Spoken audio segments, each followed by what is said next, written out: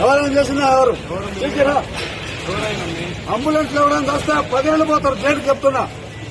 ఇది national highway, state highway కాదు. నేను డాన్స్ వేస్తానికి ఎవరా వీడియో ఉందా? ఎవరైనా చెప్పు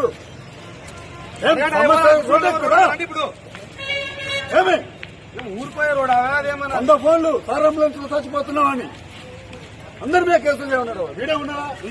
పత్రికలు లేకుండా రండి ఒకసారి చెప్తా. ఉన్నాం సార్, చెప్పండి. రండి,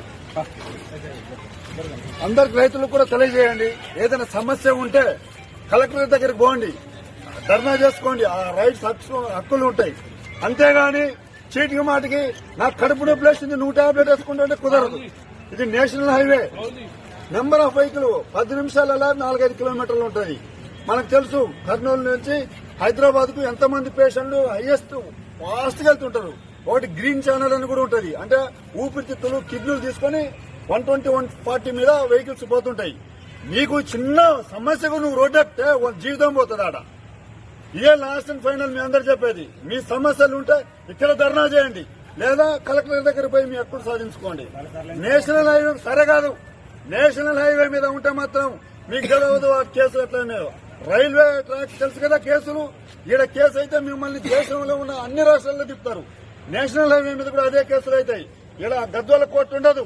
ఒకసారి ఢిల్లీ పిలుస్తాడు, ఒకసారి కలకత్తా పిలుస్తాడు, ఒకసారి హైదరాబాద్ పిలుస్తాడు. మీకున్న ఆస్తులు అమ్ముకున్నా కూడా తిరగడానికి చేత కాదు. రాకపోతే 2వ రోజు అరెస్ట్ చేసి చేయలేమంటాడు. దయచేసి మీకు రైతులకు మీకు తెలియదు కాబట్టి మరీ చెప్తున్నా. మీకు సమస్య ఉంటే ఈడ కూర్చోండి, కాటన్ మిల్లు బంద్ చేసుకోండి, లేదా కలెక్టరేట్లోకి వచ్చి కలెక్టరేట్ తో మాట్లాడండి. నేషనల్ హైవే మీద ఎక్కేసి మీకు చిన్న సమస్య ఉంది, మార్చరేజర్ ఉందని ఎక్కితే వాడి ప్రాణాలు పోతే ఎవరు రెస్పాన్సిబుల్? రేపంచే 2 కానిస్టేబుల్ వీడియో పెట్టేసి ఇక్కడ పెట్టండి. ఎస్ఐ గారు ఏమి జరుగుతు నువ్వు వీడియోది ఎంతమంది చచ్చిపోయినా ఏం లేదు. ఆ తర్వాత వాళ్ళేదో చూస్తారు. వాళ్ళు ఫోన్ చేసినారు, ఇంకొక 10 నిమిషాలు అయితే మేము వచ్చి తంతా ఉంటున్నారు.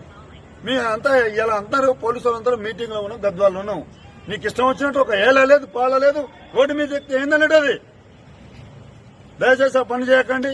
మళ్ళీ చెప్తున్నా, మీకు ఏదైనా సమస్య ఉంటే ఆ బండ్లు ఆపుకోండి, వచ్చి కలవండి, లేదా మా ఎస్ఐ గారు చెప్పండి. మాకు ఇట్లా అన్యాయం జరుగుతుందంటే మా ఎస్ఐ గారు అవసరం వస్తే మిమ్మల్ని కలెక్టర్ గారు తీసుకుపోతాం. క్లియర్ కదా?